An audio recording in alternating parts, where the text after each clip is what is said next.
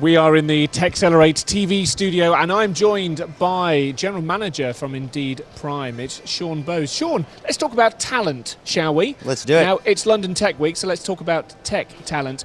There is, and you see any report on this, there is a massive skills gap, isn't there? There is a massive skills shortage, particularly when it comes to tech talent. What's your view? What are you seeing out in the field? The biggest change that's been happening, is happening, and will continue to happen is that every company is now a tech company. Over the last 20 years, I've been working in this space, and used to be you'd compete for tech talent just amongst other tech companies, whether that's startups or as the Googles and Facebooks of the world emerged.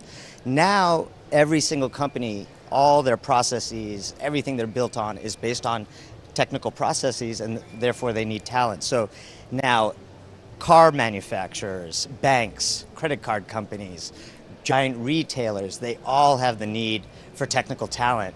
And so you have started to see just more and more roles open up throughout many different verticals, but all relying on attracting the same tech talent that traditionally only went to sort of a single space. And so there is just not enough of this tech talent. Are there any particular areas of tech where there are more marked skills shortages than other? In security or in, kind of maybe more computational AI type of areas of tech? Well, there's definitely, technology being what it is changing quickly all the time. And so the bleeding edge talents in AI, yes, cybersecurity, those types of roles, the shortage is even more painfully felt. But really, it's what we're seeing is across the entire space, because even at companies that aren't necessarily doing cutting edge technology, they still need technical talent to transform their old processes to digital processes. So, the numbers we're seeing, across the US, the UK, all over the world, you've got this gap growing every year. I think some of the latest is in the UK, there's going to be about 500,000 new tech jobs over the next 2 years, and universities will only be able to provide less than half of those candidates. And the salaries for tech jobs, they're continuing to go higher and higher. I was looking at some cybersecurity industry data last week, and cybersecurity is a really hot area in tech at the moment, yet they are, despite six-figure salaries across the board, really struggling to attract talent. So it's more of a case that we're unable to supply that demand rather than people not really wanting to go into it and going elsewhere. Yeah, there's two things that's interesting there. One is definitely supply. The other is when you talk about these types of candidates, they're really the ones in the driver's seat. And so while salaries will certainly drive, sort of the ability to attract that talent, more and more you're seeing there are other factors at play. So what technologies are you using? Is it a place where the talent think they can continue to upskill? What are the types of teams or projects they're going to work on? They really are in the driver's seat and can make the choice.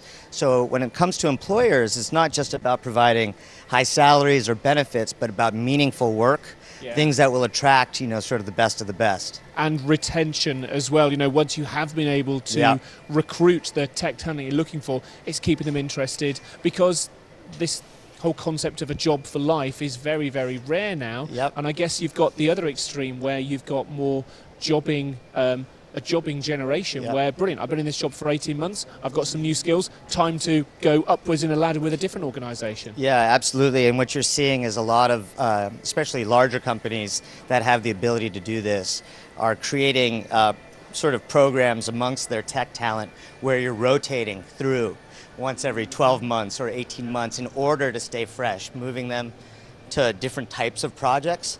And in the case of a company like ours at Indeed, which is very large, even moving from a development office in San Francisco to one in Seattle to one in Tokyo. So you're working with different people and different talent and different skill sets, so you remain interested in staying and growing with a certain company. Well, let's talk about your company, Indeed, in that case. How is that looking to try and address the challenges that organizations are facing? How are you guys using tech, perhaps, to try and address this tech challenge? So Indeed Prime is specifically focused on this problem. So one of the things that's happened in this space is because of the high demand for this talent, a lot of the traditional channels, tech talent has been tuning them out, right? They're getting inundated with LinkedIn requests or recruiter requests and all these types of things, and you don't know if they're ready to make a change, if they really want to look. So what we've done is we've created a process where when someone in this space is ready to make a move, they actually apply, and we vet them. So we look at their skills, we look at their background. In many cases, we might even have them take coding tests online so that we can figure out if they truly are sort of at a certain level. And then we have companies who come and join the platform, and we match them from their job roles with this talent. So we create a really liquid marketplace where these people are change ready, and so employers who are looking for those roles know that we're bringing them really top talent. And is that just across the tech space, or is that broader than Prime tech? is focused on tech. This is such a real problem, and it's a big one, right? So in and of itself, we think this is a big problem to solve, and that's why we've started our own sort of business within a business to address this need. And we think it's got, this isn't going to go anywhere. So this is a problem that we're going to continue to try to solve. Well, I was going to say to wrap, what's next? How is the market evolving? How is the market changing? More and more companies are showing their true colours and being tech companies, like you say earlier on. Yep. It's a gap that's only going to continue growing, isn't it? No, absolutely. And this is where employers and the space is going to need to find what we call that non-traditional candidate. So of the people who are working in tech, many of them may never have studied computer science in university or even taken a computer science course, but they might be making a career change. A teacher who then goes to coding camp who actually has great skills.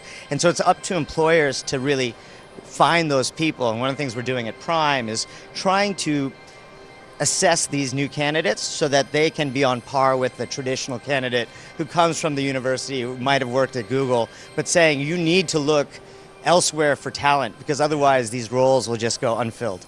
Of course.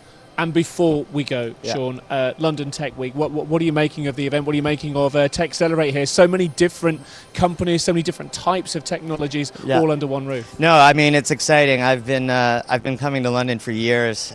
Just seeing Shoreditch grow, over the last 7-8 years is incredible. But, the representation of all the different types of technology companies here is pretty exciting. So it's good to be a part of it. Fantastic. It's great that you've been able to join us here today. Have a great rest of week here. It's Shawn Bose, General Manager of Indeed Prime. Thank you very much. Thank you.